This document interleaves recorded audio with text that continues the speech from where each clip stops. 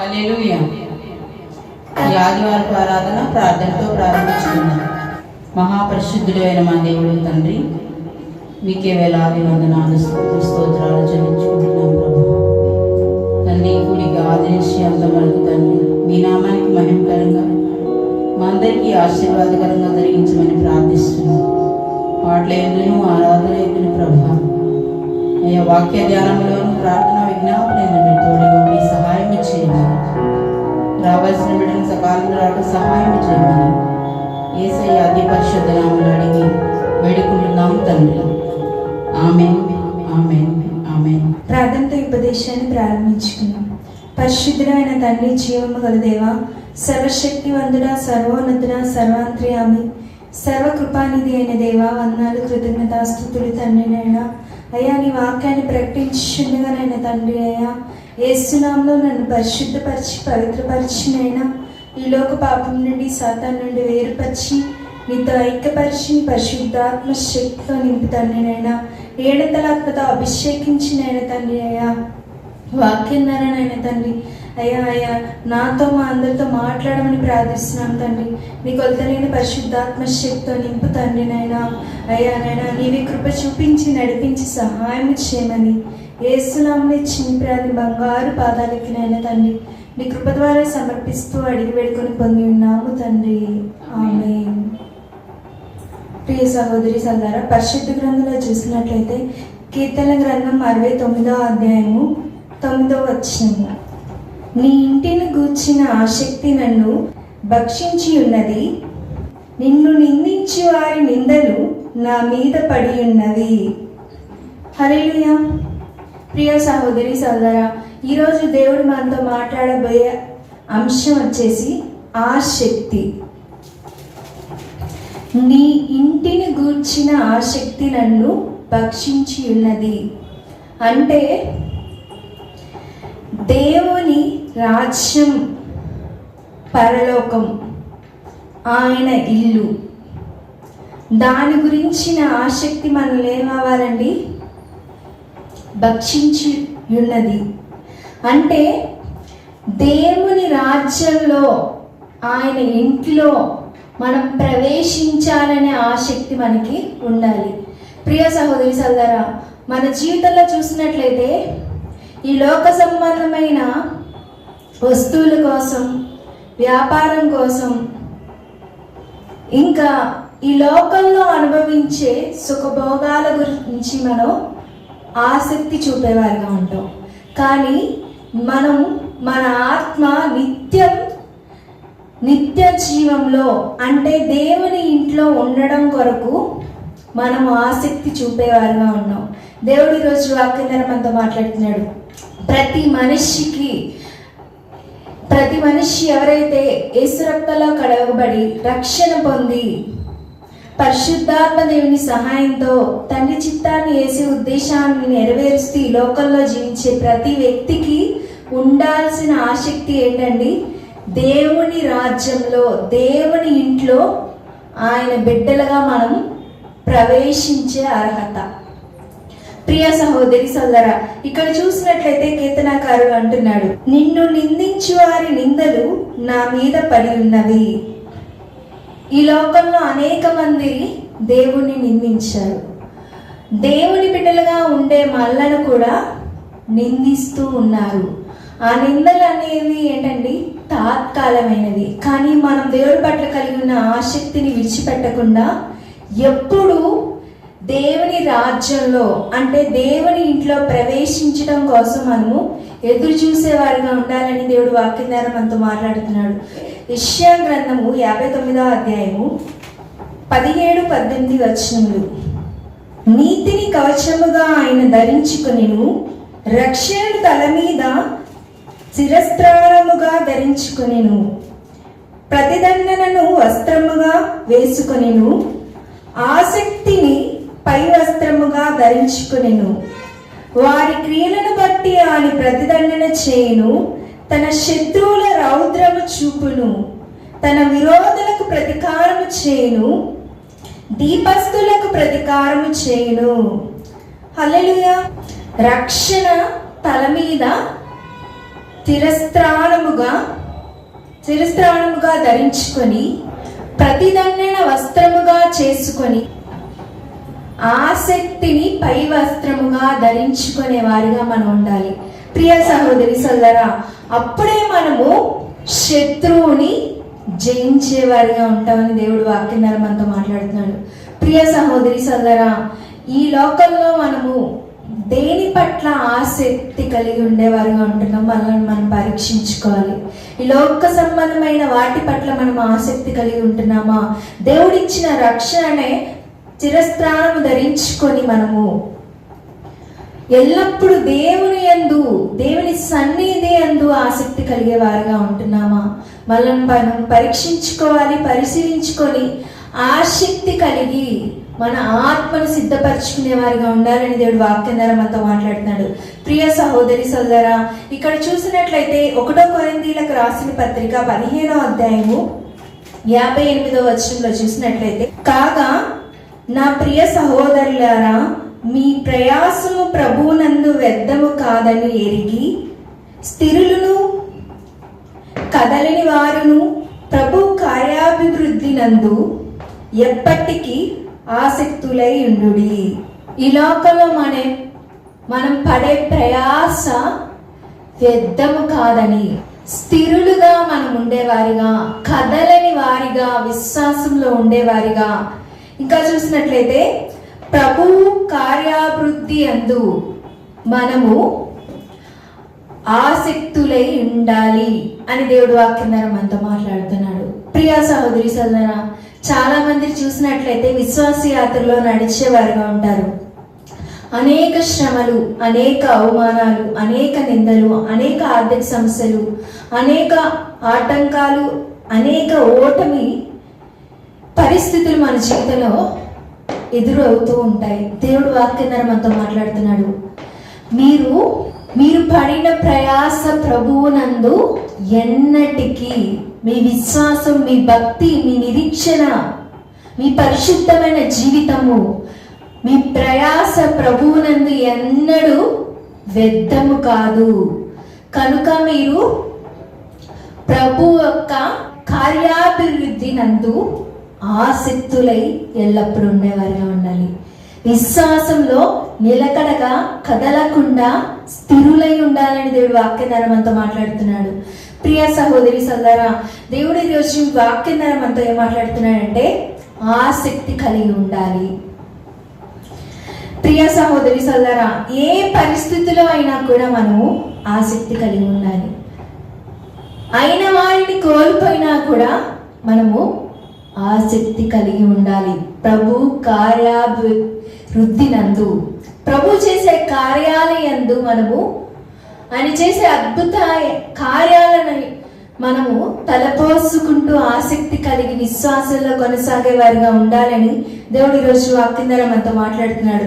ప్రియ సహోదరి సోదరా, గలతీయులకు రాసిన పత్రిక 4వ అధ్యాయము 18వ వచనము, నేను మీ యొద్ద ఉన్నప్పుడు మాత్రమే గాక ఎల్లప్పుడూ మంచి విషయంలో ఆసక్తి యుండుట యుక్తమే. దేవుడు మాట్లాడుతున్నాడు. నేను మీతో ఉన్నప్పుడే కాదండి, మీతో నేను ఉన్నప్పుడే కాదు. ప్రియ సహోదరి సోదరా, యేసుక్రీస్తు ప్రభువారు పరలోకానికి వెళ్లే ముందు ఆత్మానుసారంగా పలికిన మాటలు ఇవి. నేను మీతో ఉన్నప్పుడే కాదు, ఎల్లప్పుడూ, ప్రతి నిమిషం, ప్రతి క్షణం, ప్రతిరోజు, ప్రతి నెల, ప్రతి సంవత్సరం, ఎల్లప్పుడూ ఏమవ్వాలండి? ఎల్లప్పుడూ మనము మంచి విషయములో ఆసక్తి కలిగి యుండుట యుక్తమే. అది మంచి లక్షణం. మంచి విషయంలో ఈ రోజుల్లో ఆసక్తి కలిగి ఉంటున్నారండి? మనం పరీక్షించుకోవాలి. ఎవరికైనా కీడి చేయాలి అన్నా, ఎవరినైనా మాటలతో బాధ పెట్టాలి అన్నా, ఎవరినైనా అవమానించాలి అన్నా, ఎవరికైనా నాశనం జరగాలని కోరుకోవాలన్నా ముందడుగు ఉంటున్నారు ఈ రోజుల్లో. మంచి విషయంలో ఆసక్తి చూపేవారిగా ఉండట్లేదు. దేవుడు వాక్యం ద్వారా మనతో మాట్లాడుతున్నాడు. ఆయన బిడ్డలమైన మనము మంచి విషయంలో, మంచి చేయడంలో మనం ఆసక్తి కలిగేవారుగా ఉండాలి. ఎదుటవారికి సహాయపడడంలో, ఎదుటవారిని ప్రేమించడంలో, ఎదుటవారితో మాట్లాడే విషయంలో, ప్రతి దాంట్లో మనము మంచి విషయములే ఆసక్తి కలిగి ఉండడమే యుక్తమైన లక్షణం అని దేవుడు వాక్యం ద్వారా మనతో మాట్లాడుతున్నాడు. కనుక మనం దేని విషయంలో ఆసక్తి కలిగి వారిగా ఉంటున్నామో మనం పరీక్షించుకోవాలి. చాలా మంది చూసినట్లయితే ఎవరికైనా మంచి జరిగితే చూసి ఉండలేరు, అదే చెడు జరిగితే సంతోషిస్తారు.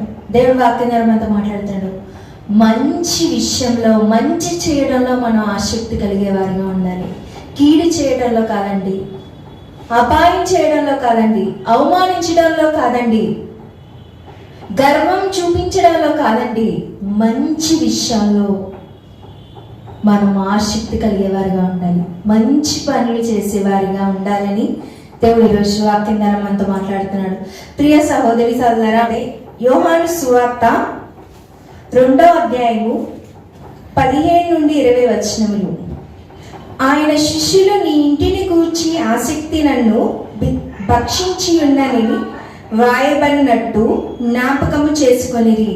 కాబట్టి యూదులు నీవు ఈ కార్యములు చేయుచున్నావే, ఏ సూచక క్రియను మాకు చూపెదమని ఆయనను అడగగా, యేసు ఈ దేవాలయమును పడగొట్టుడి, 3 దినములలో దాని లేపుదనని వారితో చెప్పెను. యూదులు ఈ దేవాలయము 46 సంవత్సరములు కట్టిరే, నీవు 3 దినములలో దానిని లేపుదువా అనిరి. అయితే ఆయన తన శరీరమును దేవాలయమును గూర్చి ఈ మాట చెప్పెను. ఆయన మృతులలో నుండి లేచిన తరువాత ఆయన ఈ మాట చెప్పినని ఆయన శిష్యులు జ్ఞాపకము చేసుకొని లేఖనమును యేసు చెప్పిన మాటను నమ్మిరి. హల్లెలూయా. ప్రియ సహోదరి సోదరా, ఇక్కడ శిష్యులు ఏమంటున్నారంటే, నీ ఇంటిని గూర్చిన ఆసక్తి నన్ను భక్షించి ఉన్నది. అంటే దేవుని ఇల్లు అంటే ఏంటండి? శిష్యులు లోకపరంగా చెప్తున్నారు. దేవుని ఇల్లు ఏంటండి? దేవుని మందిరము. దేవుని మందిరం గురించిన ఆసక్తి శిష్యులను భక్షించి ఉన్నది. అంటే ఎంతగానో వారు ప్రాధేయపడుతున్నారు దేవుని సన్నిధి కోసం. దేవుని సన్నిధిలో వారు ఆరాధించాలని, దేవుని సన్నిధిలో మొరపెట్టాలని, దేవుని సన్నిధికి వారు రావాలని ఆశ వారు కలిగి ఉన్నారు. అందుకనే దేవుడు ఏమంటున్నాడండి, ఈ దేవాలయాన్ని మొత్తం పడవేసి 3 రోజుల్లో దాన్ని కడతాం. ఎన్నో సంవత్సరాలు, ఎన్నో రోజులు, ఎన్నో గంటలు, ఎన్నో మంది కట్టే దేవాలయాన్ని దేవుడు 3 రోజుల్లో తిరిగి నిర్మాణం చేస్తా అన్నాడు. ఈ వాక్యం ద్వారా దేవుడు ఏం తెలియజేస్తున్నాడంటే, దేవుని సన్నిధి గురించిన ఆసక్తి మనలో ఉండాలి. దేవుని సన్నిధికి మనం రావాలి. దేవుని సన్నిధిలో దేవుని ఆరాధించేవారిగా, ప్రార్థించేవారిగా, దేవునికి మొరపెట్టేవారిగా, దేవుని వాక్యాన్ని ధ్యానించేవారిగా, దేవుడు ఇచ్చే గొప్ప ఉన్నతమైన విడుదల, స్వస్థత, ఆశీర్వాదాన్ని మనం పొందుకునే వారిగా ఉండాలని దేవుడు ఈరోజు ఈ వాక్యం ద్వారా మనతో మాట్లాడుతున్నాడు. ప్రియ సహోదరి సోదరా, దేవుని సన్నిధికి ఎంతమంది ఆసక్తిగా వస్తున్నారో మనం పరీక్షించుకోవాలి. ఈ లోకంలో ఉద్యోగానికి సమయానికి వెళ్తాం, వ్యాపారం చేయడానికి సమయానికి వెళ్తాం. ఈ లోకంలో ఏదైనా బంగారు వస్తువులు, ఇంకా బట్టలు, ఈ లోకంలో విలువైన వస్తువులన్నీ కొనుక్కోవడానికి మనం ఆసక్తిగా సమయానికి వెళ్తాం. మనం సమయానికి వెళ్ళకపోతే ఆ షాపులు మూసేస్తారు, వ్యాపారంలో అభివృద్ధి ఉండదు, ఉద్యోగంలో మన పై ఆఫీసర్ మన ఉద్యోగంలో నుండి తీసివేస్తారు.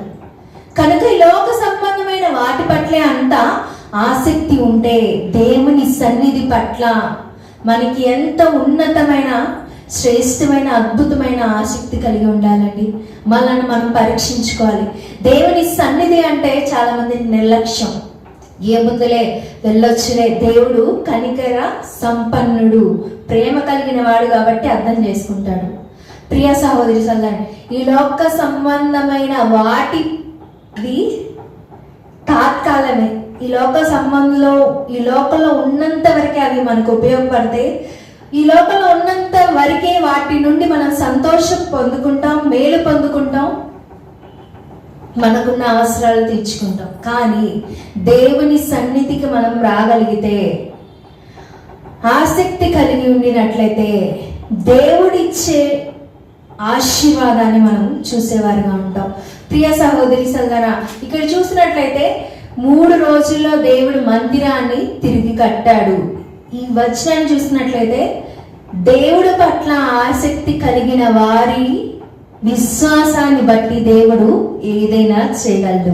మనం కలిగిన విశ్వాసాన్ని బట్టి, ఆసక్తిని బట్టే దేవుడు మన జీవితంలో కార్యాలు చేస్తాడు. ఈ రోజుల్లో మనం కార్యాలు చూడలేకపోతున్నాము అంటే దేవుడి పట్ల, దేవుని సన్నిధి పట్ల మనకి ఆసక్తి లేకపోవడం వల్లే. 2 తిమోతిలకు రాసిన పత్రిక 2వ అధ్యాయం 22వ వచనము, నీవు యవ్వన ఇచ్చిన నుండి పారిపోము, పవిత్ర హృదయులై ప్రభువునకు ప్రార్థన చేయు వారితో కూడా నీతిని, విశ్వాసమును, ప్రేమను, సమాధానమును వెంటాడుము. హల్లెలూయా. ఈ వచనం ద్వారా దేవుడు యవ్వనస్తులైన అందరితో మాట్లాడుతున్నాడు.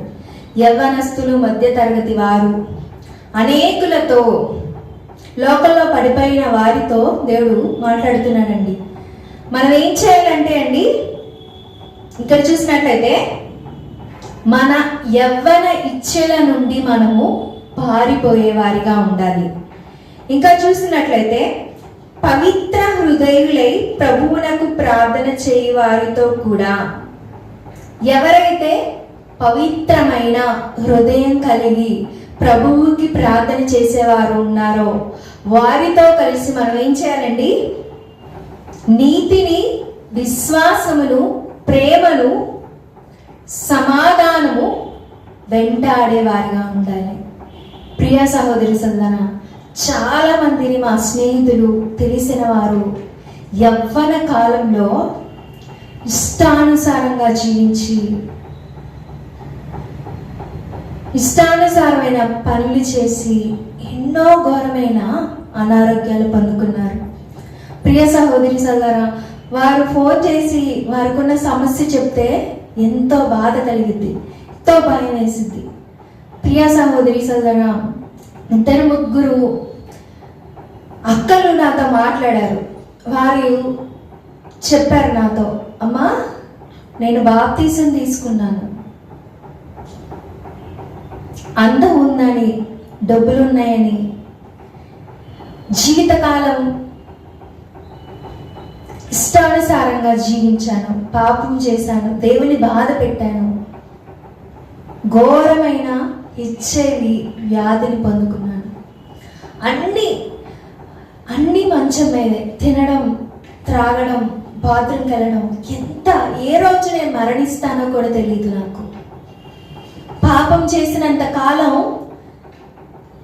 నాకు సంతోషమే ఉంది, అందరు నాతోనే ఉన్నారు, అందరు నన్ను పొగిడారు నా అందాన్ని చూసి.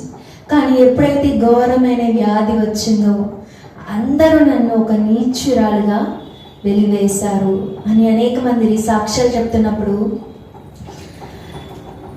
మనసంతా చాలా బాధ అనిపించేది. ఎందుకు ఇలాంటి పరిస్థితి? దేవుడు వాక్యనరా అనేక మందిరితో మాట్లాడుతున్నాడు. యవ్వన ఇచ్ఛల నుండి మనం పారిపోయే వారిగా ఉండాలి. ప్రియ సహోదరి సోదరా, మన దేహం దేవుని ఆలయము, మన హృదయం ఆయన నివసించే గది. దేవుడు మనలో నివసించాలంటే ఈ దేవాలయమైన శరీరాన్ని, మన దేహాన్ని, మన మనస్సును పరిశుద్ధతతో కాపాడుకోవాలి.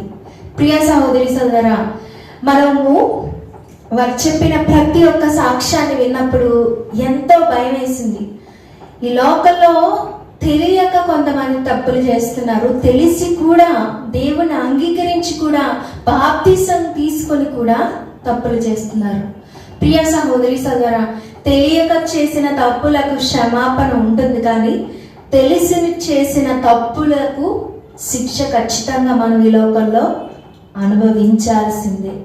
కనుక దేవుని ఎదుట మనము యవ్వన ఇచ్చల నుండి పారిపోయి ఆసక్తితో ప్రార్థన చేస్తూ విశ్వాసమును, ఇక్కడ చూసినట్లయితే విశ్వాసమును ప్రేమను సమాధానమును మనము వెంటాడే వారిగా ఉండాలి.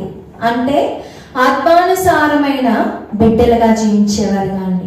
మనం ప్రార్థన యందు పట్టుదల కలిగి ఉండి విశ్వాసమును ప్రేమను సమాధానమును ఎల్లప్పుడూ వెంటాడే వారిగా ప్రతి ఒక్క యవ్వనస్తురాలు ఉండాలని దేవుడు వాక్యం ద్వారా మనతో మాట్లాడుతున్నాడు. ప్రియ సహోదరి సోదరా, సులువుగా చిక్కులు పెట్టే పాపాన్ని మనం విడిచిపెట్టి విశ్వాసమును దాన్ని కొనసాగించే దేవుని వైపు మనము పరిగెత్తే వారిగా, ఆ దేవుని సహాయంతో ఈ లోకంలో మనము పాపాన్ని జయించేవారిగా, సాతాన్ని ఓడించేవారిగా, తండ్రి చిత్తాన్ని వేసే ఉద్దేశాన్ని పరిశుద్ధాత్మ దేవుని సహాయంతో చేసేవారిగా ఉండాలని దేవుని అందే మన ఆసక్తి ఉండాలి.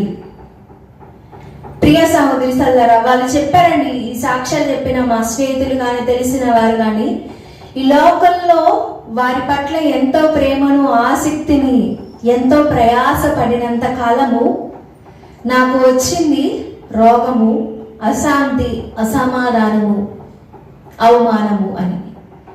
దేవుని పట్ల అదే వారు దేవుని పట్ల ఆసక్తి కలిగి ఉన్నట్లయితే, దేవుని సన్నిధి పట్ల ఆసక్తి కలిగి ఉన్నట్లయితే వారి జీవితం ఎంతగానో ఉన్నతంగా ఉంటుంది.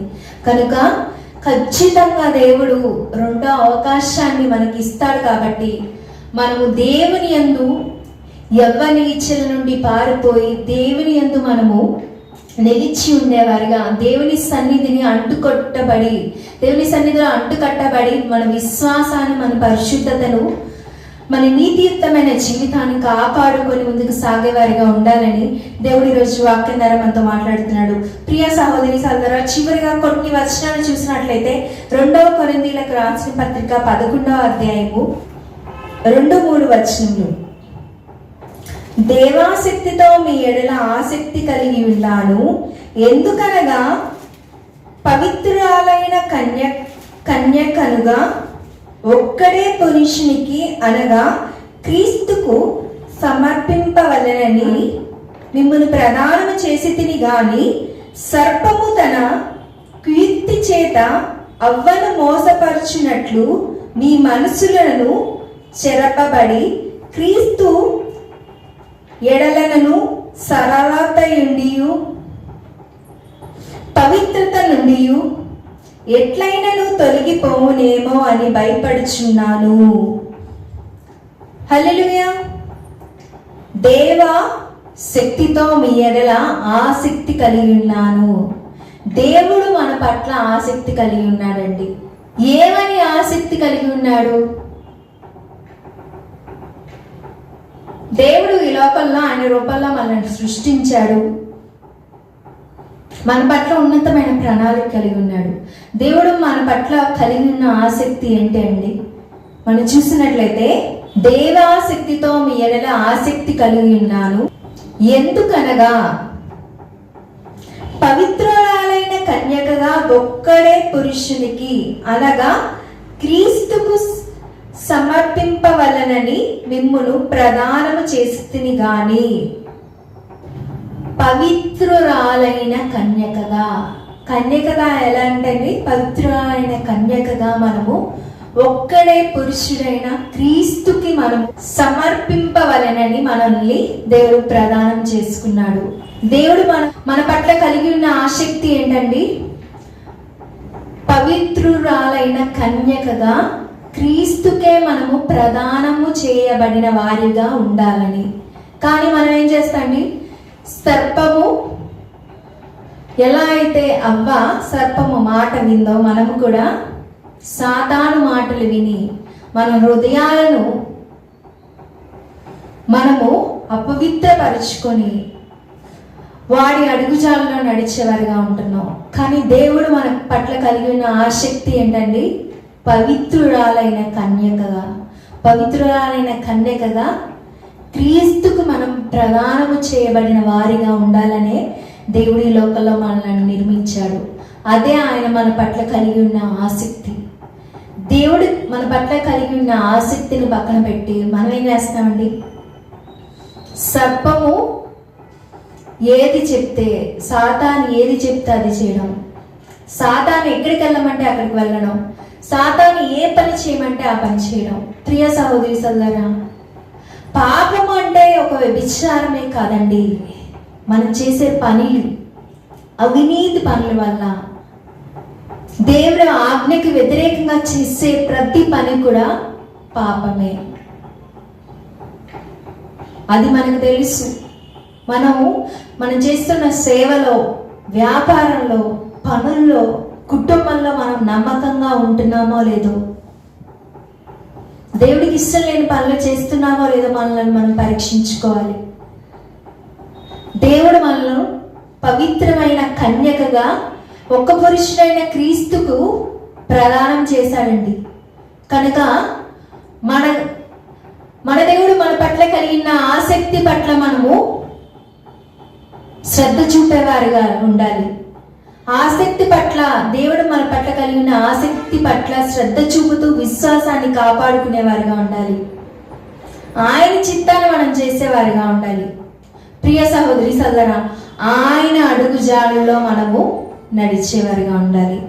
ఇంకా చూసినట్లయితే సంఖ్యాకాండము 25వ అధ్యాయము చివరిగా కొన్ని వచనాలు చూసినట్లయితే సంఖ్యాకాండం 25వ అధ్యాయము 10 నుండి 13 వచనములు.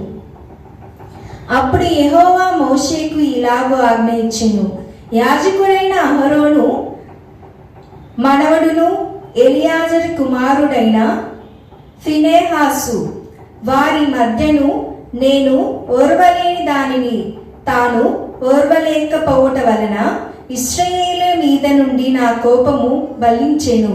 గనుక నేను ఓర్వలేక ఇండియు ఇశ్రాయేలీలను నశింపజేయలేదు. కాబట్టి నీవు అతనితో ఇట్లనుము, అతనితో నేను నా సమాధాన నిబంధనను చేయుచున్నాను.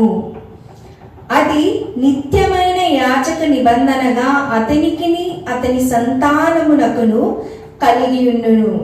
ఏలయనగా అతడు తన దేవుని విషయమందు ఆసక్తి గలవాడై ఇశ్రాయేలీయుల నిమిత్తము ప్రాయశ్చిత్తము చేసెను. హల్లెలూయా. ప్రియ సహోదరి సోదరా, ఇక్కడ చూసినట్లయితే ఫినెహాస్ ఏం చేశాడండి? దేవుడు చెప్పింది చేశాడు.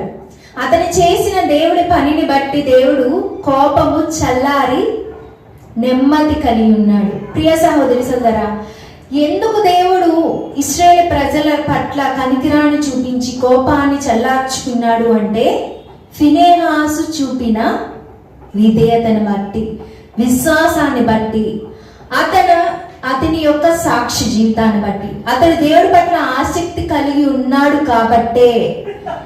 ప్రియ సహోదరి సోదరా, అతడు దేవుడి పట్ల ఆసక్తి కలిగి ఉన్నాడు కాబట్టి ఇశ్రాయేలు ప్రజలు విడుదల పొందుకున్నారు. ప్రియ సహోదరి సోదరా, దేవుని విషయమందు ఆసక్తి గలవాడై ఇశ్రాయేలు నిమిత్తము ప్రాయశ్చిత్తము చేసెను. ఒక వ్యక్తి ఆసక్తి కలిగి ఉన్నాడు కాబట్టే అనేక ప్రజలు కాపాడబడ్డారు. మనం దేవుడి పట్ల కలిగి ఉన్న ఆసక్తిని బట్టే మన కుటుంబాన్ని కాపాడుకోగలం, మన గ్రామాన్ని కాపాడుకోగలం, మన దేశాన్ని కాపాడుకోగలం. ఈ లోకంలో జరిగే ప్రతి ఒక్క ఘోరమైన పరిస్థితుల నుండి మనం కాపాడగలమని ఈ ఫినెహాసు విశ్వాసం ద్వారా దేవుడు మనతో మాట్లాడుతున్నాడు. ప్రియ సహోదరి సోదరా, చివరిగా 2 వచనాలు చూసినట్లయితే కీర్తన గ్రంథం 55వ అధ్యాయం 17వ వచనం. చివరిగా మనము ఒక వ్యక్తిని గురించి, అతని విశ్వాసాన్ని గురించి చూసుకొని ఆసక్తి విషయంలో ఉన్నతమైన లక్షణం కలిగిన వ్యక్తిని మనం చూసినట్లయితే కీర్తన గ్రంథము 55వ అధ్యాయము 17వ వచనము. సాయంకాలమున, ఉదయమున, మధ్యాహ్నమున నేను ధ్యానించుచు మొర్రపెట్టుకుందును. ఆయన నా ప్రార్థన ఆలకించును. ఎవరండి ఇతను? దావీదు మహారాజు. ఎంత ఆసక్తి అండి! దేవుని సన్నిధి అంటే ఆసక్తి.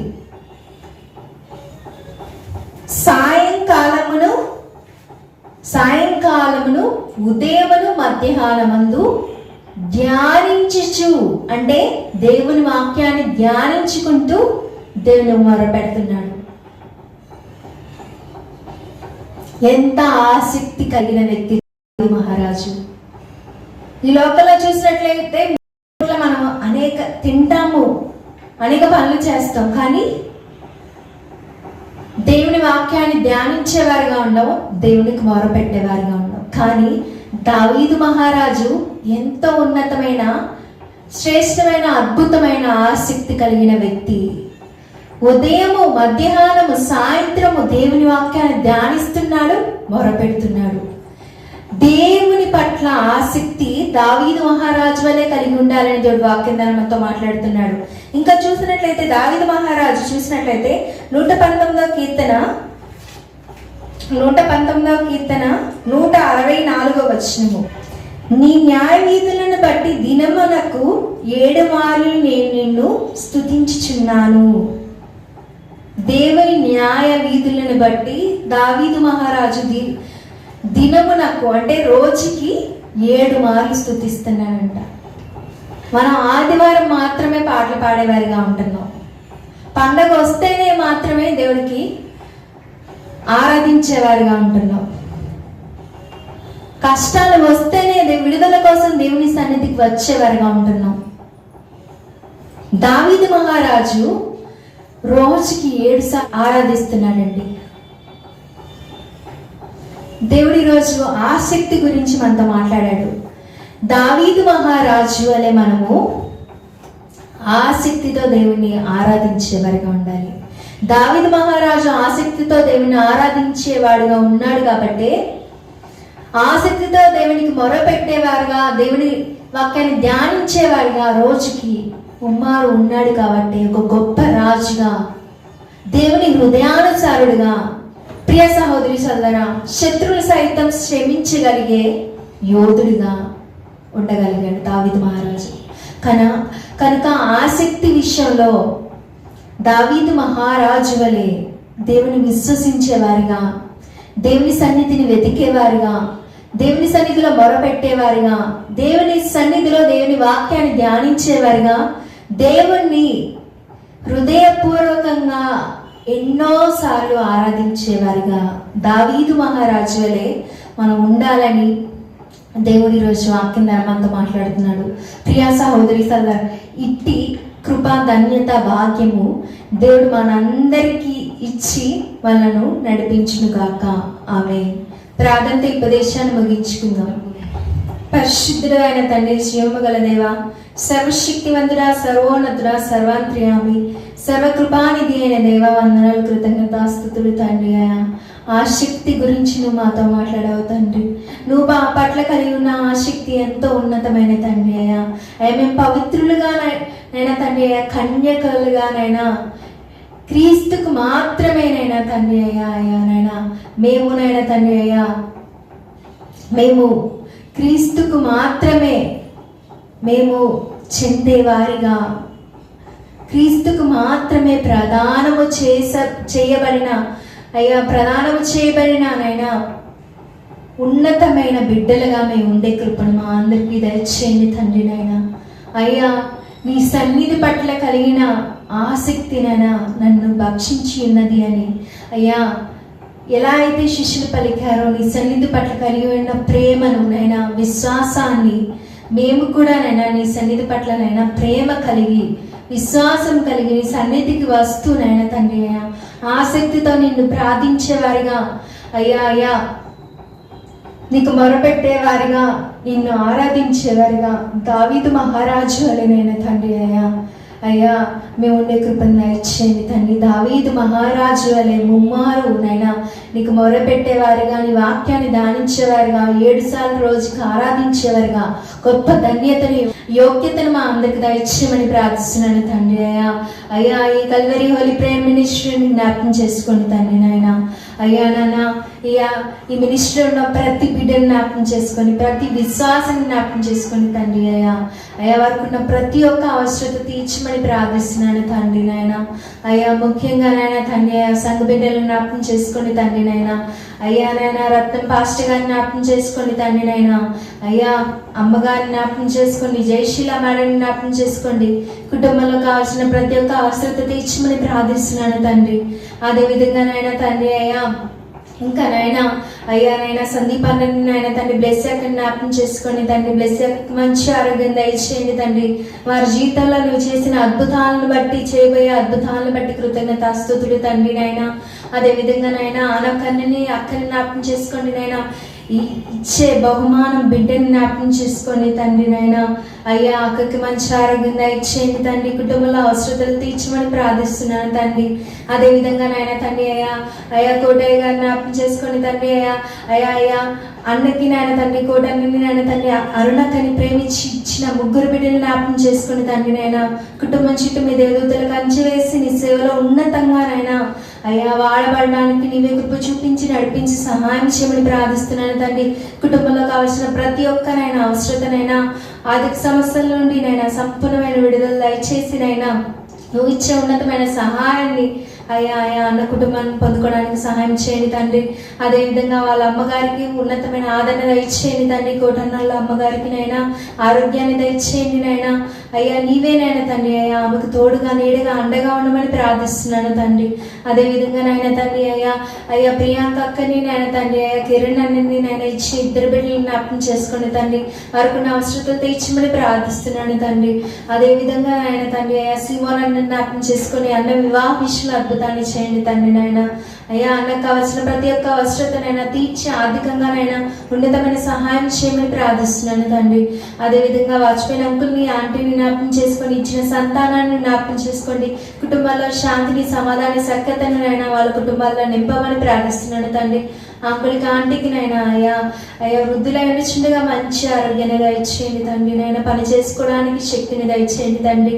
అదేవిధంగా నైనా తండ్రి ఇంకా నైనా అయ్యా మందిరానికి ఎవరైతే నైనా అయ్యా కొత్త వారు వచ్చారో నైనా తండ్రి వారందరినీ జ్ఞాపకం చేసుకోండి తండ్రి నైనా. అయ్యా రాబోయే బిడ్డలను కూడా జ్ఞాపకం చేసుకొని త్వరగా నీ సన్నిధికి నడిపించమని ప్రార్థిస్తున్నాను తండ్రి నైనా.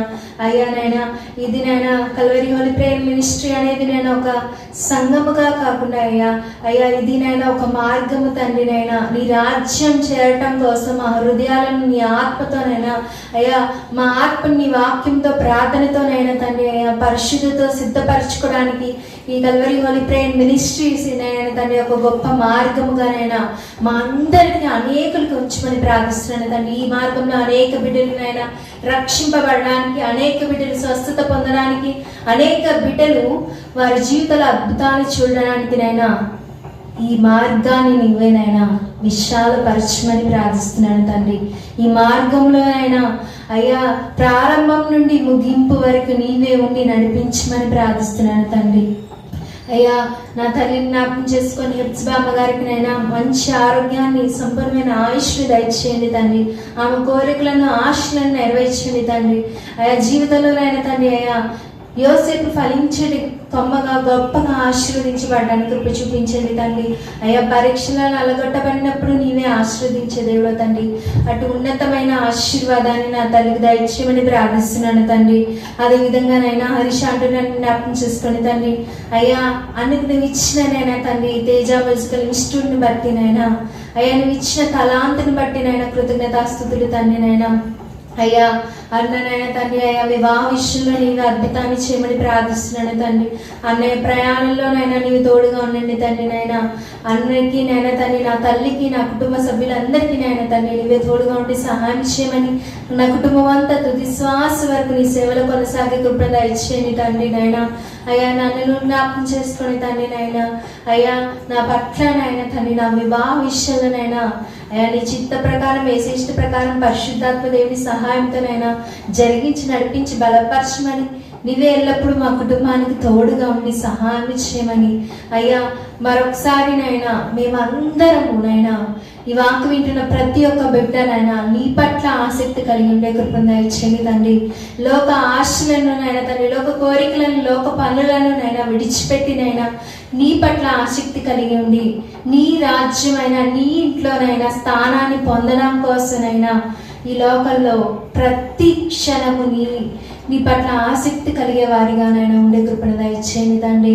మేమందరం కూడా నైనా ఆసక్తి కలిగి పరిశుద్ధంగా జీవిస్తూ, పాపాన్ని జయిస్తూ, సాతాన్ని ఓడిస్తూ, ఏ స్థితిలో అయినా పరిస్థితిలో అయినానైనా నీ చిత్తాన్ని చేసే వారిగానైనా అయ్యా ఉండే కృపను మా అందరికీ దయచేయమని, నీవే ఎల్లప్పుడు మా అందరికీ తోడుగా ఉండి సహాయం చేయమని అయ్యా, ఏమైనా ప్రార్థన వసతులనైనా తండ్రి అయ్యా అనేక బిడ్డలు కోరుచుండగానైనా ప్రతి ఒక్క నైనా అవసరతకి నాయన తండ్రి అయ్యా నీవే జవాబును దయచేసి సహాయం చేయమని, యేసునామములో నైనా తండ్రి నీ వాక్కు ద్వారా మమ్మల్ని స్వస్థపరిచి మా జీవితాలు అద్భుతాలు చేయమని యేసునామములో ఇచ్చిన ప్రార్థన బంగారు పాదాలకి సమర్పిస్తూ అడిగి వేడుకొని పొంది ఉన్నాము తండ్రి, ఆమేన్.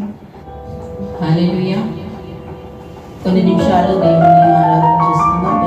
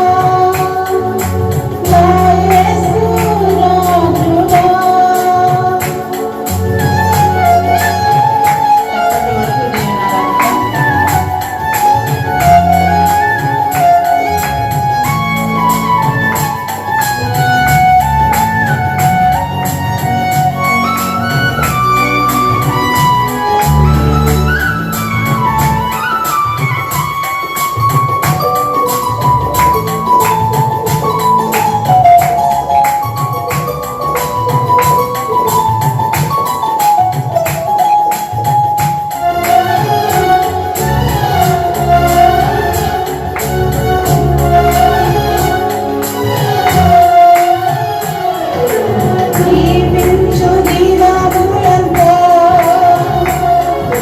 గుని గురికి పని చేసేదను. దీవించు దినములంతా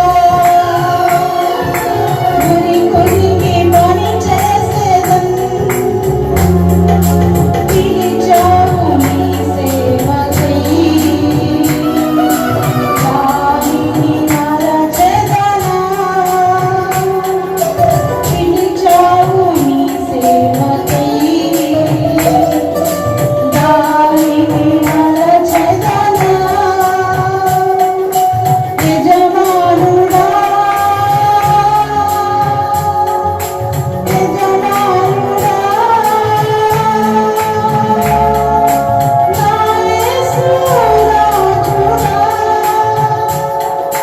యజమానుడా యజమానుడా నా యేసు రాజుడా. నా కన్నులెల్లా నీ చిత్తం నా తలంపులెల్లా నా చెప్పలంతా నీ చిత్తం యజమానుడా నా యేసు రాజుడా. యజమానుడా నా యేసు రాజుడా. తండ్రి సన్నిధిలో సంతోషించి స్తుతి పాడేదను. తండ్రి సన్నిధిలో సంతోషించి స్తుతి పాడేదను.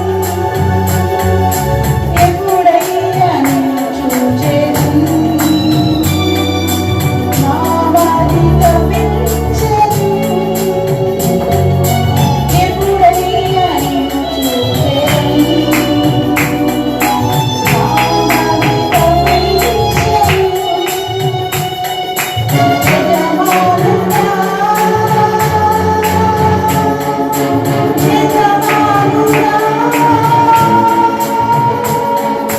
నా యేసు రాజుడా.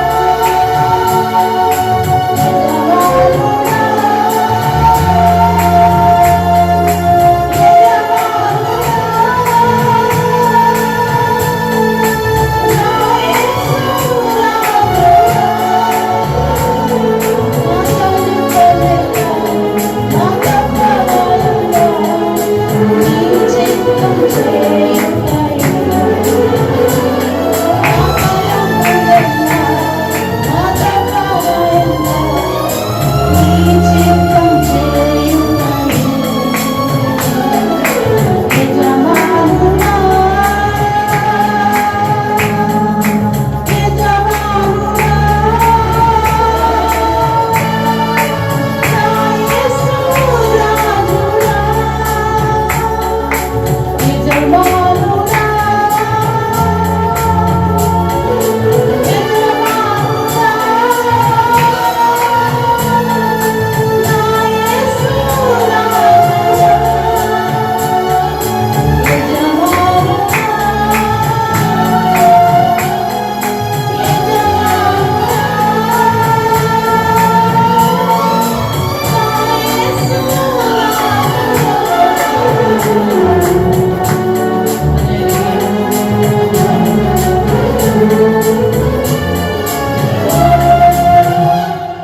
తండ్రి నా యజమానుడు అయినా మా తనువు మా తపన అంతా కూడా ప్రభు నీ చిత్తం చేయుటయే ప్రభు. అయ్యా జీవించు దినములన్నీ కూడా ప్రభు నీ కోసం పనిచేసే భాగ్యాన్ని మాకు దయచేయమని ప్రార్థిస్తున్నాను తండ్రి. ఏమి ఇవ్వగలవు తండ్రి నీకు తండ్రి. గొప్ప దేవుడు, శక్తిమంతుడు, బలమైన దేవుడు తండ్రి. ఉన్నతమైన దేవ నీకే వందనాలు.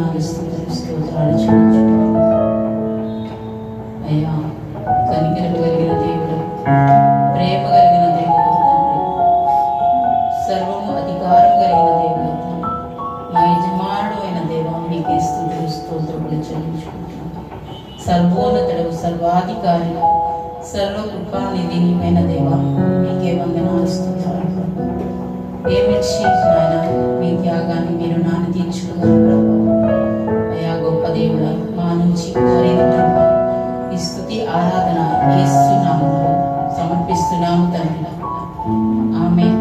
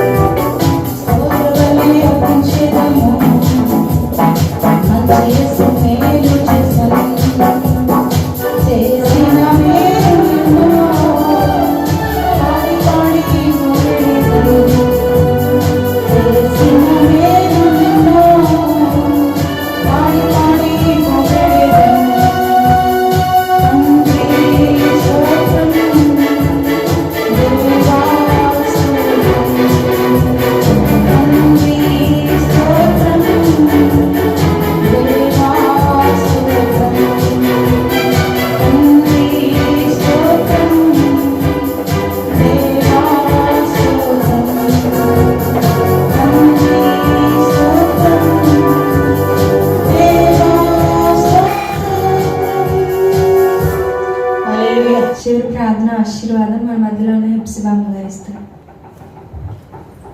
తండ్రి అయిన దేవుని ప్రేమ, కుమారుని యొక్క కృప, పరిశుద్ధాత్మ త్రియేక దేవుని అన్యోన్య సావాసం మనకును సకల పరిశుద్ధులకును సదా తోడై ఉండి నడిపించును గాక. ఆమేన్, ఆమేన్, ఆమేన్.